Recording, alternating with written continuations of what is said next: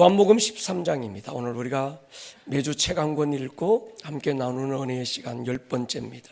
같이 한번 읽겠습니다. 12절로 15절 시작. 그들의 발을 씻기신 후에 옷을 입으시고 다시 앉아 그들에게 이르시되 내가 너희에게 행한 것을 너희가 아느냐?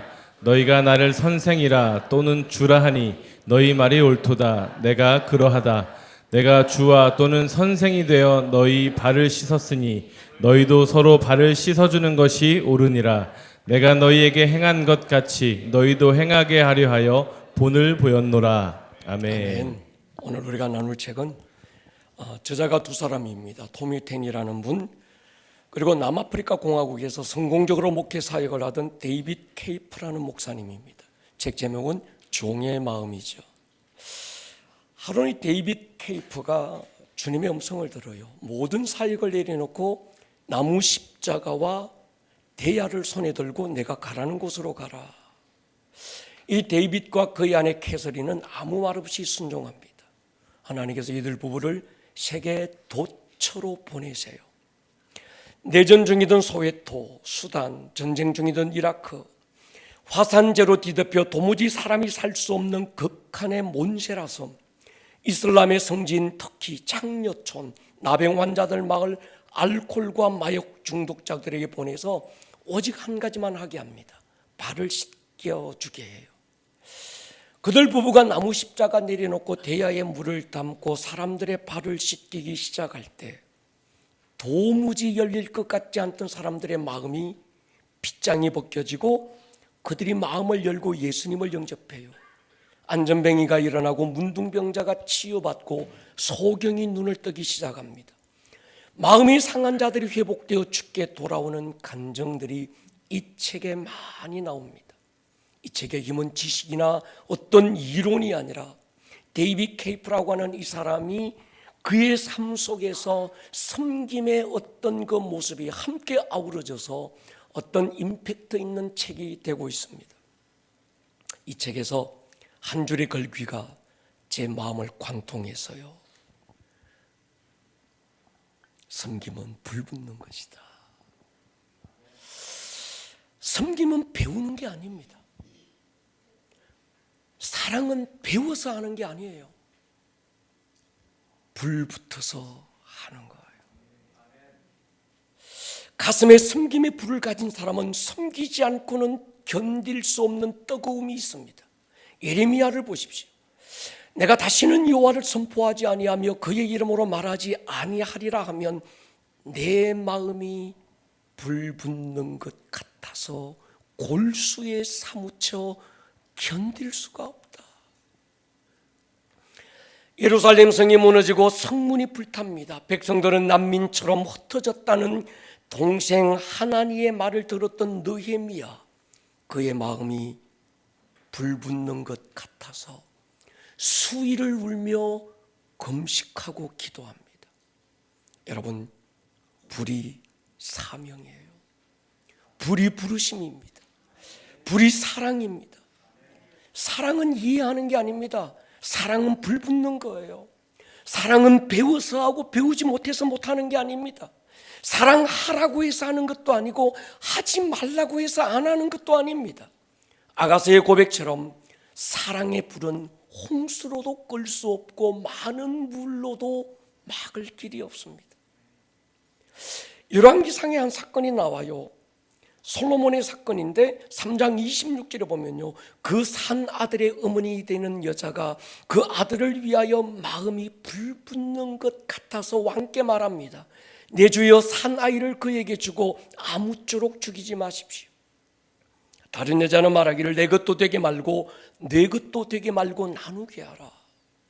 유명한 솔로몬의 재판입니다. 한 아기를 두고 두 여자가 서로 자기의 아이라고 주장하고 나섰어요. 솔로몬은 진짜 엄마 안에 하나님이 넣어두신 불이 있다는 걸 알아요. 모성의 위대함이 어디서 올까? 이 불인 거예요. 무엇으로도 흉내낼 수 없는 것이 불인 거예요.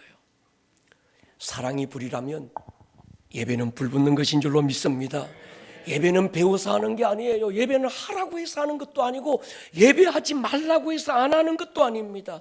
신앙은 배우는 게 아닙니다. 예레미야의 고백처럼 하지 않으면 내 가슴이 불붙는 것 같다 골수에 사무쳐 견딜 수 없어서 하는 것이 예배인 거예요. 사랑으로 하면 짐도 날개가 되지만 사랑을 잃어버리면 날개도 짐이 되는 법입니다. 사랑하면 무거운 십자가가 날개가 되는데 사랑을 잃으면 받은 은혜마저 짐이 되어 무거움이 되는 거예요.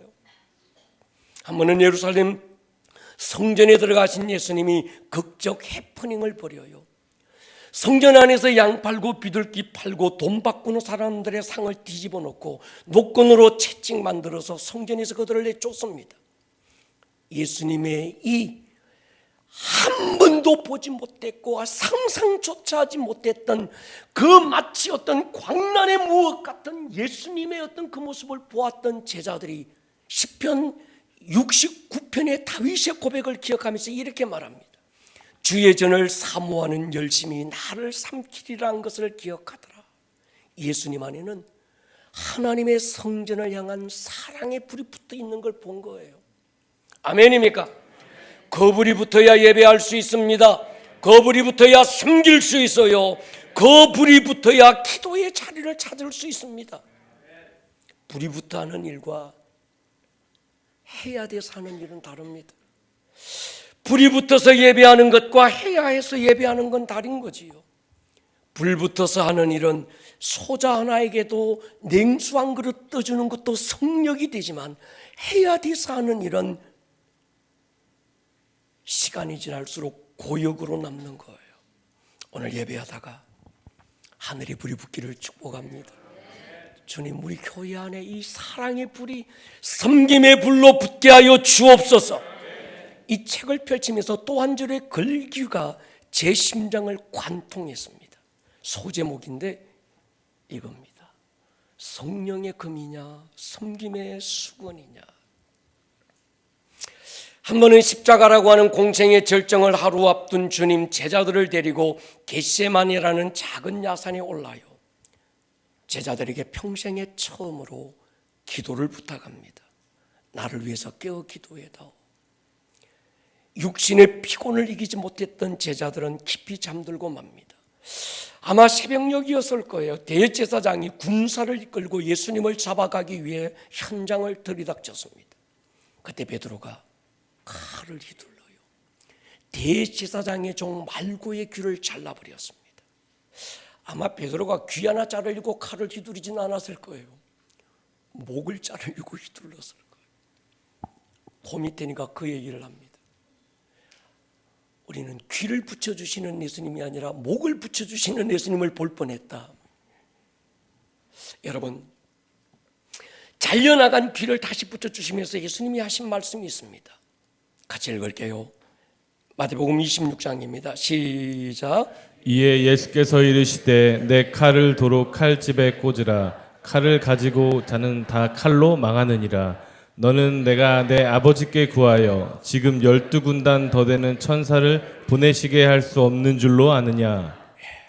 베드로의 손에서 칼을 빼앗고 섬김의 수건을 돌려주셨습니다. 주님이 만약에 칼을 드셨다면, 그러기 위해서 사람으로 오셨다면 12군단 더 되는 천사를 보내서 다 썰어버렸을 거예요. 참고로 로마의 한 군단은 60만 명입니다. 60만 곱하기 12 얼마가 되는지 잘 모르겠지만 엄청난 천사를 동원하셨다면 누구라서 살아남았을까요? 참고로 소돔과 고모라라는 큰 성을 심판할 때 천사 둘이면 충분했습니다. 우리 예수님은 심판주로 오신 게 아니라 섬김의 주로 오신 거예요. 인자가 온 것은 섬김 받기 위해서가 아니다. 섬기려고 왔다. 어떻게 해요? 자기 목숨을 많은 사람의 대속물로 주기 위해서. 우리가 좌우에 날선 성령의 금, 말씀의 금을 들어야 될 때가 있습니다. 그리고 손에 들었던 그 금을 거침없이 휘둘러야 될 때도 있어요. 그런 때가 오거든 그 금을 휘두르시기를 축복합니다. 그러나 그 전에 분별해야 돼요. 성령의 금을 휘둘러야 될 대상인지, 그 금을 내려놓고 섬김의 수건을 들고 엎드려야 될 대상인지를 분별해야 합니다. 바울이 그 대상을 이렇게 분별해 줘서 에베소 6장에 보면요, 겉으로 너희가 주 안에서와 그 힘의 능력으로 강건해지고 마귀의 간계를 능히 대적하기 위하여 전신갑주를 입어라.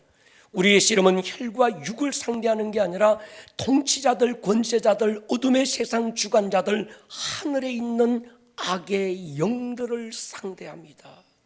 고린도후서 10장에서는요, 우리의 싸우는 무기는 육신에 속한 것이 아니라는 거예요. 성령의 금을 들어야 될 때 그 금을 들어야 되지만, 때로 그 금을 조용히 내려놓고 섬김의 수건을 손에 들고 무릎 꿇고 다가가야 될 때가 있는 거예요. 근데 우리는요, 이게 지금 성령의 금을 휘두르야 될 때인지 섬김의 수건을 들고 나아가야 될 때인지를 분별하지 못한다는 데 있습니다.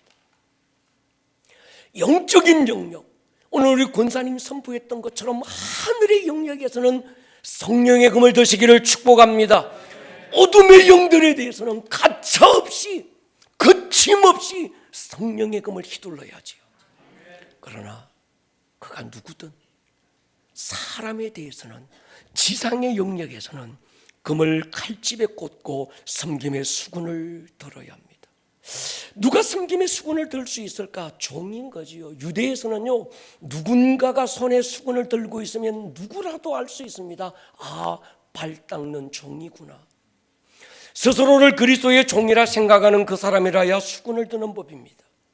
금은 나누고 쪼개기 위해 존재하지만 수건은 하나가 되게 합니다. 금은 아픈 상처를 만들지만 수건은 상처를 싸매고 치유하는 거예요. 요단강에서 세례받고 올라오실 때 마귀가 예수님을 시험하러 옵니다. 주님은 그에게 수건을 들지 않았어요. 말씀에 금을 휘둘렀습니다. 사탄아 물러가라.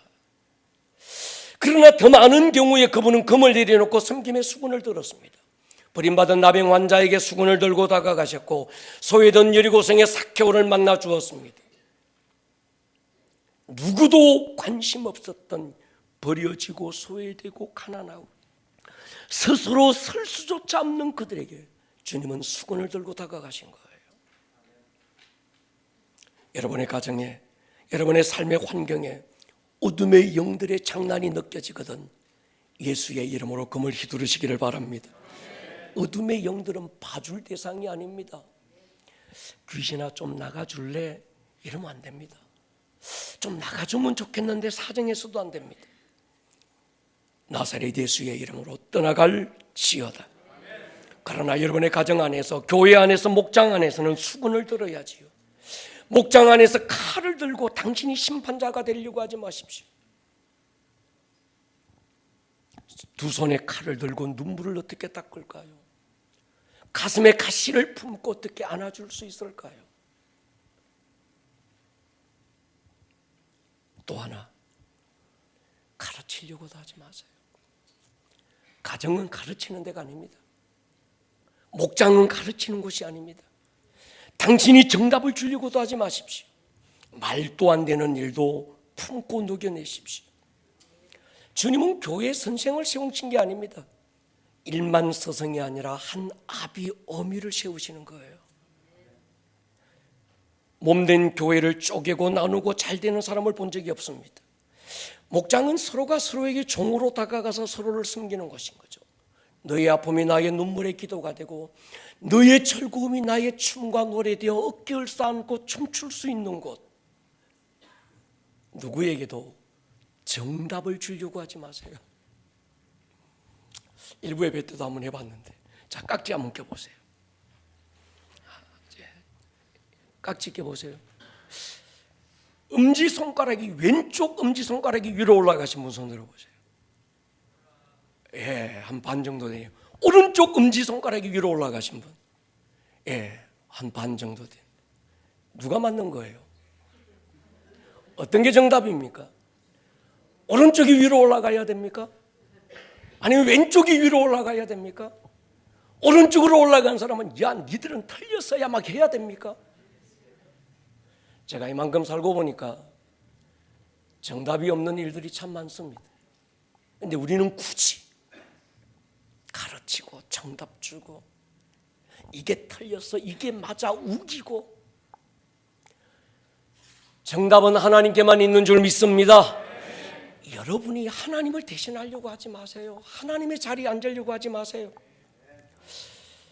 사랑이 결박을 풀고 섬김의 불이 원수의 모든 썬뿌리를 말리는 힘인 줄 믿습니다. 주님이 베드로를 위해서 중보하잖아요. 시몬아 시몬아, 보라, 사탄이 너를 밀가부로 다리고 요구했지만 내가 너를 내 믿음이 떨어지지 않기를 위해서 기도했다. 돌이키는 왜 내 형제를 굳게 해라. 근데 결국 베드로는 마귀의 공격에 무너져요. 근데 무너진 베드로를 주님이 어떻게 다시 이렇게 세웠습니까? 찢어진 베드로의 사명을 어떻게 다시 세웠을까요? 베드로야, 네가 걸을 수 있냐 이놈아? 내가 그렇게 얘기했지 않냐? 그렇게 가르치고 그렇게 걸을 수 있다고 그러고 기도하라고 해도 기도 안 하더니 봐라 잘 됐다, 안 그러신 거예요. 주님은 베드로에게 정답을 주지 않았습니다. 밥 먹나? 배고프지? 안 춥나? 니네 사랑하나? 내 니 사랑한대. 내 양을 먹이라, 내 양을 치라. 정답이 아니라 사랑을 주어서 그를 다시 세우신 거 아니었을까요? 아멘 하십시다. 주님은요, 금세 주는 그리스도의 살아계신 하나님의 아들이라고 엄청난 고백 내놓고 얼마 지나지 않아서 베드로가 실수하잖아요. 주여 죽지 마십시오.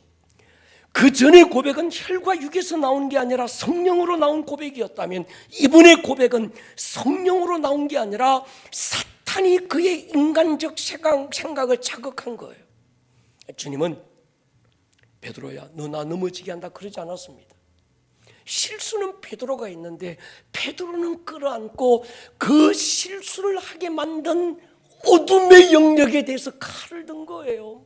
사탄아, 나를 떠나가라. 너는 나를 넘어지게 한다. 베드로가 넘어지게 한다는 얘기가 아니었습니다.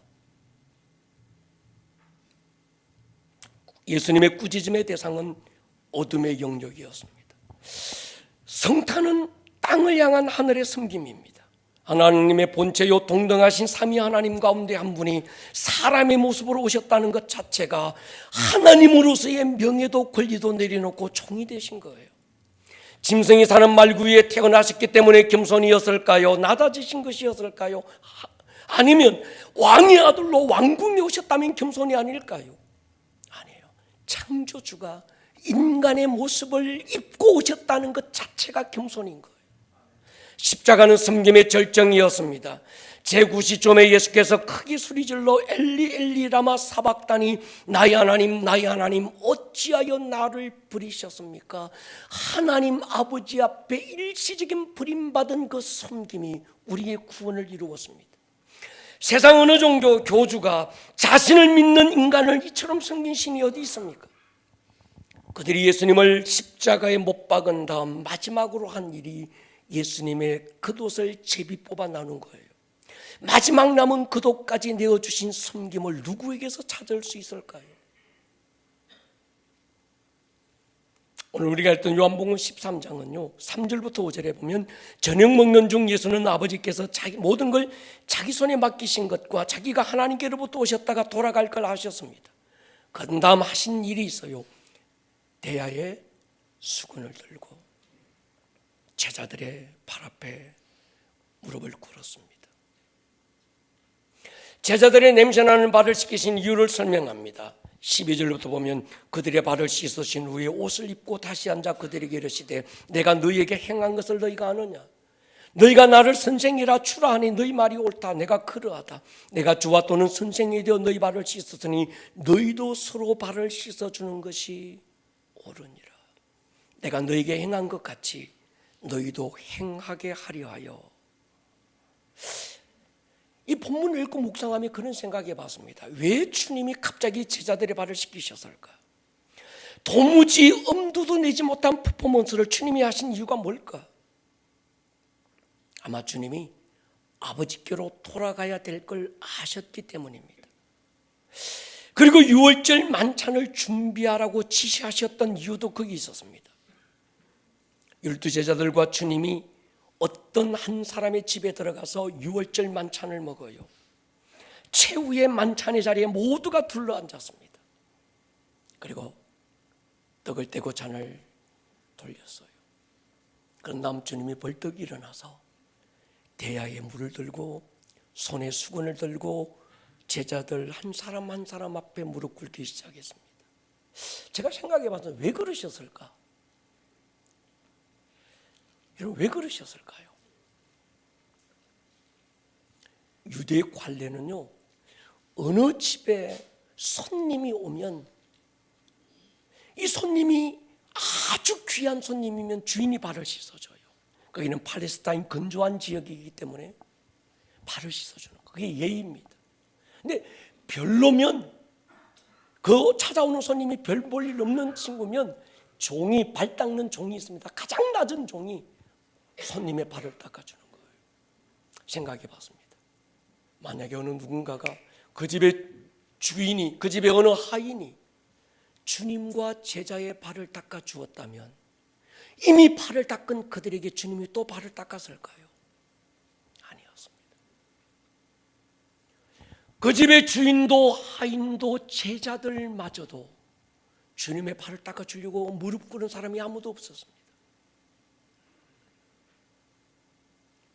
음식 자리에 마주 앉았고 둘러 앉았는데 여전히 속똥 밟고 나기똥 밟고 낙타똥 밟으면서 그 제자들의 발과 주님의 발에는 역겨운 냄새가 계속 나고 있었습니다.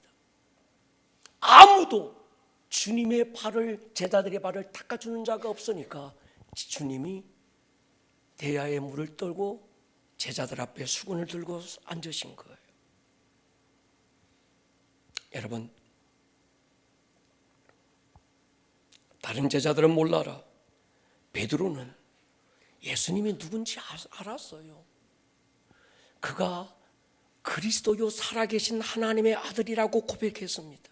변화산에서 들려오는 주님의 음성을 들었습니다. 이는 내 사랑하는 아들이요 내 기뻐하는 자라. 그래서 베드로가 반응합니다. 내 발을 절대로 씻기지 못합니다. 그때 예수님이 하신 말씀인 거, 내가 너를 씻겨주지 않으면 네가 나와 상관이 없다. 주와 선생이신 당신이 어떻게 냄새나는 나의 발을 씻길 수 있습니까? 한 가지라는 거예요. 내가 너의 발을 씻겨준 것처럼 너희도 다른 이의 발을 씻겨주라는 거예요. 여러분, 토미테니는 사도행전에서 베드로의 한 사건을 집중하면서 많은 크리스천들이 지붕이 증후군에 빠져 있다고 진단합니다. 이런 사건입니다. 베드로가 욥바에 머물고 있을 때 기도하고 있습니다. 지붕 꼭대기 올라가서 기도하는 거예요. 기도 중에 환상을 봅니다. 한 번만 본 게 아니라 두 번, 세 번 같은 환상을 봐요. 사도행전 10장 보십시오. 이튿날 그들이 길을 가다가 그 산 가까이 갔을 때 그때 베드로가 기도하려고 어디에 올라갑니까? 지붕에 올라가는 거예요. 그때가 육시더라. 시장하여 먹고 자매 사람들이 준비할 때 갑자기 황홀한 중에 하늘이 열려요. 한 그릇이 내려오는데 큰 보자기 같고 네 귀에 매어서 땅에 들이온 거예요. 그리고 그 안에는 땅에 있는 각종 네발가진 짐승과 기는 것과 공중에 나는 것들이 있더라. 그리고 말합니다. 일어나 잡아먹어라. 보십시오. 기도하는데 하늘이 열렸어. 기도하고 있는데 신비롭고 황홀한 영적 세계가 확 열린 거예요. 환상이 보였습니다. 그것만일까요? 하나님의 음성이 들렸어요. 한 번, 두 번도 아니고 세 번 연속됩니다. 주님이 지금 베드로에게 그 환상을 보여주신 이유가 있어요. 네가 개처럼 무시하고 쓸데없고 하찮은 인간이라고 생각하는 이방인들이 곧 너를 찾아올 텐데 그를 따라가서 그들을 섬기라는 것이었어요. 지붕의 증후군은 다른 게 아닙니다. 많은 크리스찬들이 영적 세계에 대한 갈망을 가지고 하나님의 임재에 대한 갈망, 하나님의 기름 부음에 대한 갈망, 영적 세계에 대한 어떤 그런 체험 좋습니다. 중요합니다. 근데 거기만 빠져 있는 거예요. 하나님의 임재가 왜 나쁠까요? 영적 체험이 왜 나쁠까요? 신비한 영적 세계가 열리는 영적 체험이 왜 나쁠까요? 중요하고 소중하고 좋습니다. 그런데 거기에만 머물러 있어서는 안 된다는 거예요. 주님이 그 환상을 보여주신 이유가 뭡니까? 가서 섬기라는 거예요. 근데 많은 크리스찬들이 환상만 보고 있는 거예요. 임재의 자리만 앉아 있는 겁니다. 여기가 좋사오니 베드로처럼 변화산에 머물러서 주여, 하나는 초막셋을 짓는데 하나는 주를 위하여, 모세를 위하여, 엘리야를 위하여 짓겠습니다. 모세와 엘리야가 나타나 정말 신비로운 영적 세계를 그가 경험하면서 그는 그 자리에 머물고 싶었던 거예요. 그런데 주님은요, 베드로가 거기에 머물러 있기를 원치 않았어요. 아멘입니까? 모세가 호렙산 가시떨기 나무에 붙은 불, 하나님의 불을 봅니다. 이유가 있었어요. 바로에게 가서 하나님의 백성을 이끌어내는 사명의 자리로 보내기 위해인 거예요. 출애굽기 3장 10절 보십시오. 같이 읽을게요. 시작. 이제 내가 너를 바로에게 보내어 너에게 내 백성 이스라엘 자손을 애굽에서 인도하여 내게 하리라. 이를 위해서, 섬김을 위해서 그 환상 보여주신 거예요. 아름다운 섬김의 자리로 가게 하기 위해서 그 영광의 모습을 보여주신 거예요.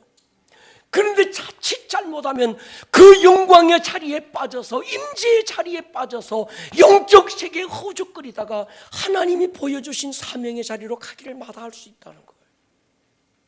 여러분 보십시오. 모세가 40일을 시내산 정상에서 하나님을 얼굴과 얼굴로 만납니다. 그 영광의 임재 안에서 보냈던 40일이 얼마나 황홀하고 아름다웠을까요?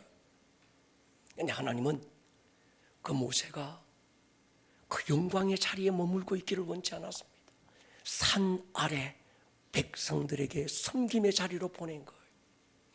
모세가 산에서 내려왔을 때 모세의 얼굴에 배었던 하나님의 영광의 빛이 사람들이 너무 눈이 부셔서 볼 수가 없었던 거예요. 그때 모세가, 야, 내가 하나님 만나고 왔어야 내 얼굴 한번 봐야, 야, 영광이 묻어 있지 않냐? 야, 내가 이 정도야? 내가 영빨이 있다니까? 안 그랬어요. 차라리 수군으로 얼굴을 가리고 백성들 앞에 섬김의 모습으로 다가가는 거예요.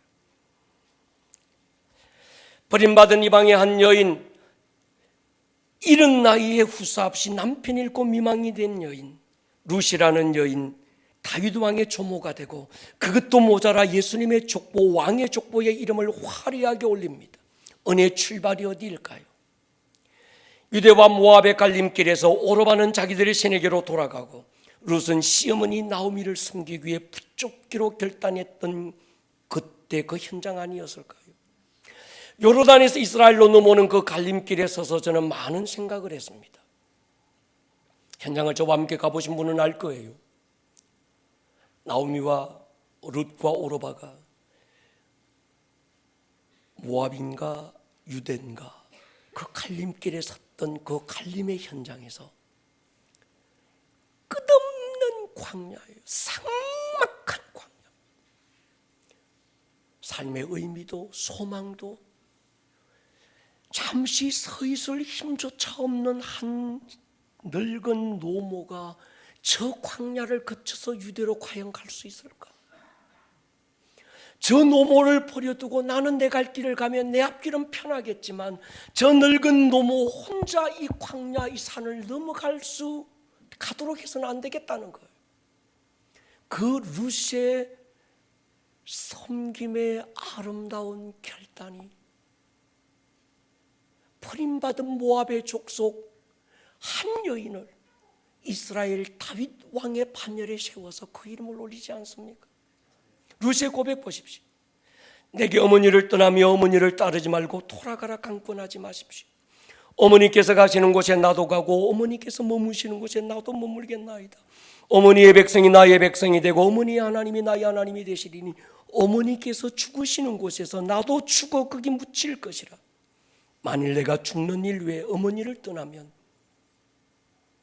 어머니.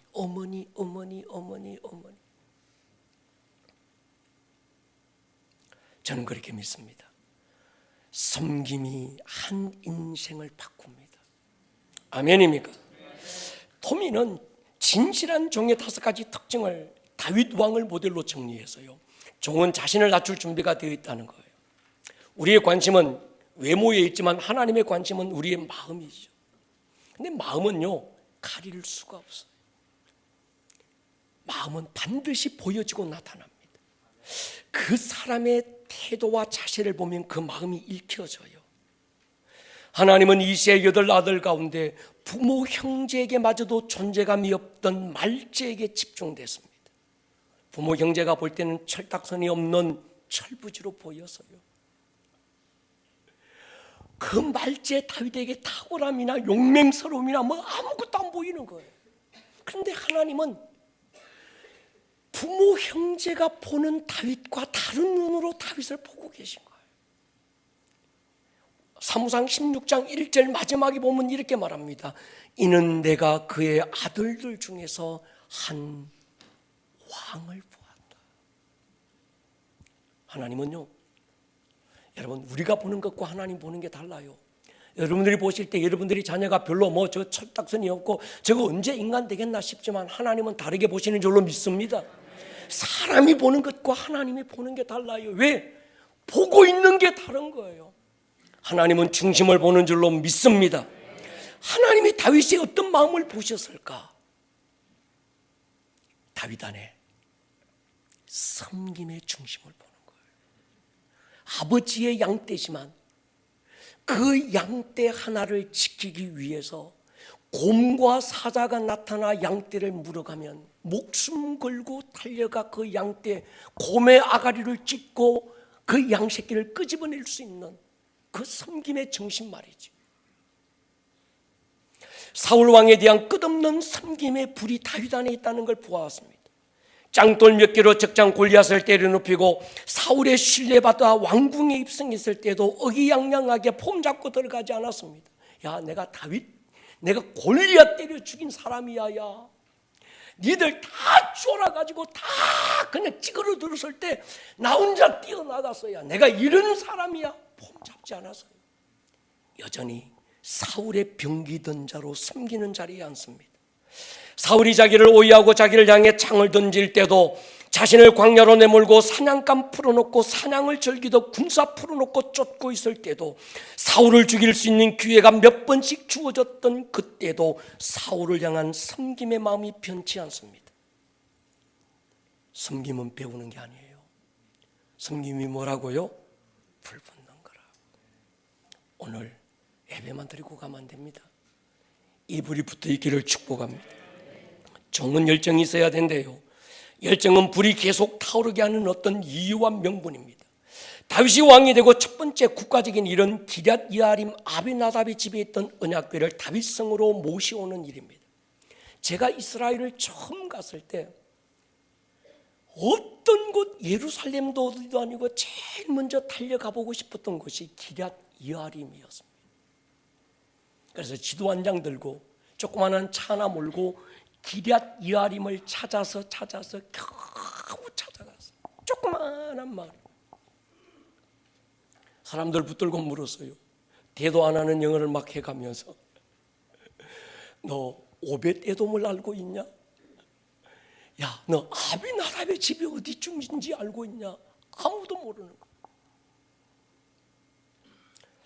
기럇 여아림 굉장히 높은 언덕 위에 있습니다. 거기서 보면 저기 22km 직선 거리로 22km 떨어졌던 다윗성이 보여요. 저는 거기서 6걸음하고 소 한 마리 잡고 예배드렸던 다윗의 모습을 보았습니다. 수천 마리의 소를 잡고 제사드리고 결정적으로 언약궤가 다윗성에 들어갈 때 언약궤 앞에서 파지가 내려오는 줄도 모르고 춤을 추었던 다윗 안에 하나님을 향한 섬김의 불이 있다는 걸 보았습니다. 저는 기억해요. 섬김의 불을 가진 자라야 섬김의 자리에서도 춤을 출 수 있구나. 불을 가진 자라야 6걸음 걷고 소 한 마리 잡을 수 있는 희생도 기뻐할 수 있구나. 남들이 알아주지 않고 남들이 박수 쳐주지 않고 남들이 인정해 주지 않지만 그래서 무시하고 괄시하고 나를 천하게 여길지라도 그 가슴에 섬김의 불을 가진 자는 춤을 출 수 있다는 거예요. 다윗은 사울을 죽일 기회가 몇 번 있었습니다. 십광야에서 사울이 발을 가리려고 작은 동굴에 들어옵니다. 발을 가린다 말은 대변을 보기 위해서 사람들이 보지 않는 곳으로 혼자 들어왔다는 거예요. 그런데 그 동굴 안에는 다윗과 충성스러운 부하들이 숨어 있다는 걸 사울은 몰랐습니다. 눈앞에 자기를 죽이려고 혈안이 돼 있는 사울이 바지조차 내려놓고 허리끈 풀어놓고 무장해제하고 변을 보고 있는 사울을 보면서 다윗의 신하가 뭐라고 하는지 아십니까? 하나님이 저 사울을 당신 손에 붙였습니다. 죽여야 됩니다. 이때 다윗의 반응을 보십시오. 같이 읽을게요. 시작. 자기 사람들에게 이르되 내가 손을 들어 여호와의 기름 부음을 받은 내 줄을 치는 것은 여호와께서 금하시는 것이니 그는 여호와의 기름 부음을 받은 자가 됨이니라 하고. 그 사울을 나의 주라고 얘기합니다. 두 번째 다윗을 죽이기 위해서 사울은 군사 3,000명을 풀고 엔게디 광야를 뒤지고 있을 때입니다. 자기가 보는 눈앞에 지쳐 잠든 사울을 보면서 아비새가 다윗에게 강력하게 권고합니다. 하나님께서 사울을 주 다윗의 손에 붙였습니다. 그때도 이렇게 고백해요. 3상 26장입니다. 시작. 다윗이 아비새에게 이르되 죽이지 말라. 누구든지 손을 들어 여호와의 기름 부음 받은 자를 치면 죄가 없겠느냐 하고. 사울만 기름 부음 받았습니까? 다윗은 기름 부음 받은 자가 아닙니까? 사무엘을 통해 왕으로 기름 부음 받았지만 한때 자기가 섬기던 왕과 자기를 대등하게 여기려고 하지 않는 거예요. 그 앞에 무릎을 꿇는 거예요. 종은 돌봅니다. 다윗이 사울을 피해 아둘람 야산의 동굴에 숨었을 때 찾아왔던 400여 명, 마음이 상한 자, 환난당한 자, 빚진 자들, 인생에 어디에도 소망이 없던 그들, 다윗이 그들을 섬기잖아요. 사마 23장에 다윗의 용사들의 이름이 쫙 기록되어 있는데 그 중에 가장 신뢰했던 우두머리 용사 셋, 아디노, 엘르아살, 삼마, 이들은 아둘람 동굴의 계층 멤버들이었습니다. 다윗이 블레셋과의 전쟁 중에 자신의 고향 우물물을 묻고 싶다는 톡백 소리를 듣고 이 세 용사가 적을 뚫고 베들레헴에 들어가서 그 우물물을 퍼오잖아요. 나중에 다윗과 함께 이스라엘 왕국을 세울 때 핵심 척근으로 이들이 함께 세워집니다. 종은 축복이에요. 다윗이 왕이 되고 한때 자기의 목숨처럼 사랑했던 절친 요나단의 남겨진 가족을 찾습니다. 로드발 버려진 마을, 다리를 절며 불행하게 살고 있는 요나단의 아들 므비보셋을 찾아서 자신의 상에서 함께 먹고 마시며 아들처럼 여기고 축복합니다. 아무나 섬길 수 있는 게 아닌 것 같아요. 어떻게 해야 섬길 수 있을까요? 불이 붙어야 섬길 수 있습니다. 빌립보 2장에서 너희 안에 이 마음을 품으라. 그리스도 예수의 마음이니. 그 마음은 불붙은 마음이었어요. 오늘 우리는 앞선 또 여러분의 장로님들, 권사님들, 안수 집사님들을 세웁니다. 여러분, 장로가 폼 잡는 직분입니까? 권사가, 집사는 조금, 야, 누가 보기에도 조금 그러지 않냐? 야, 그냥 좀 폼 나게, 야, 권사쯤은 돼야지. 그래서 권사 받았습니까?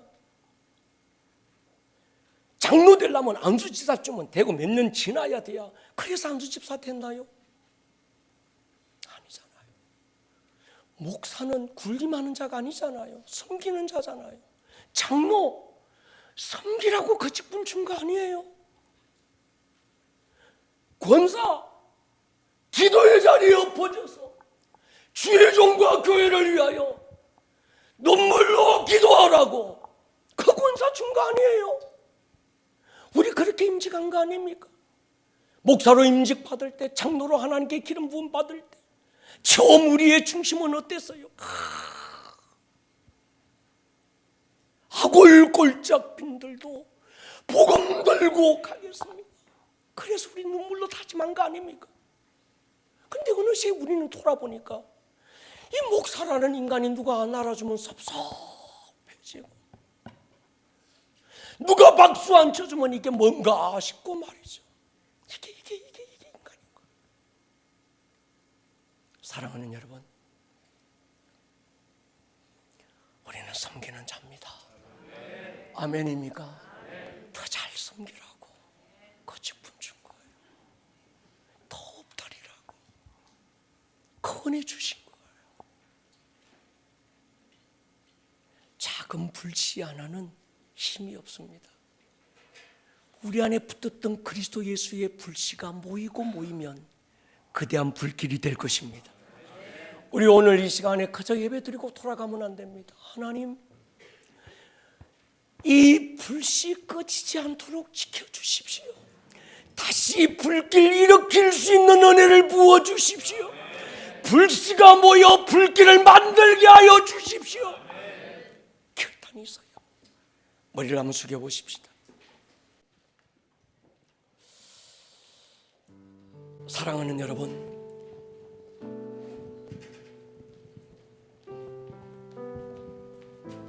어느새 붙었던 불 꺼져버리고 깜깜하고 냉기 가득한 모습으로 있지는 않습니까?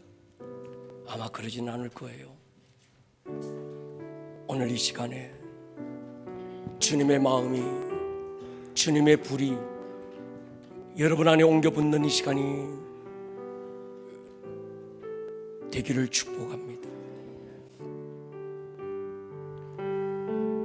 보소서 주님, 나의 마음을 선한 것 하나 없습니다. 그러나 내 모든 것 주께 드립니다. 사랑으로 안으시고 날 새롭게 보소서 주님, 보소서 주님, 나의 마음을 선한 것이 하나도 없습니다. 선한 것 하나 없습니다. 그러나 내 모든 것 주께 드립니다. 사랑으로 안으시고 나를 새롭게 하소서. 주님 마음 내게 주소서. 내 아버지 주님 마음 내게 주소서. 나를 향하신 주님의 뜻이 자리에서 한번 일어설까요? 이루어지도록 주님 마음 내게 주십시오. 주님 마음 내게 주소서. 내 아버지 주님 마음 내게 주소서. 나를 향하신 주님의 뜻이 이루어지도록 주님 마음 내게 주소서. 이 시간 우리 한번 기도하고 결단하고 나가기 원합니다. 주님, 모세에게 붙었던 거불이, 룻 안에 붙었던 거불이, 느헤미야 안에 붙었던 거불이, 예수님 안에 붙었던 거불이, 사랑의 불이, 섬김의 불이 주님 오늘 이 밤에 내 안에도 붙게 하여 주십시오. 아멘. 불씨들이 모이게 하여 주옵소서. 아멘. 주여 한번 부르고 기도합니다. 주여. 오늘 들었던 이 말씀이 듣는 말씀에서 끝나지 않고 여러분들의 삶에 살아내는 말씀으로 생명력 있는 말씀이 될 수 있기를 주님의 이름으로 다시 한번 축복합니다. 온 하늘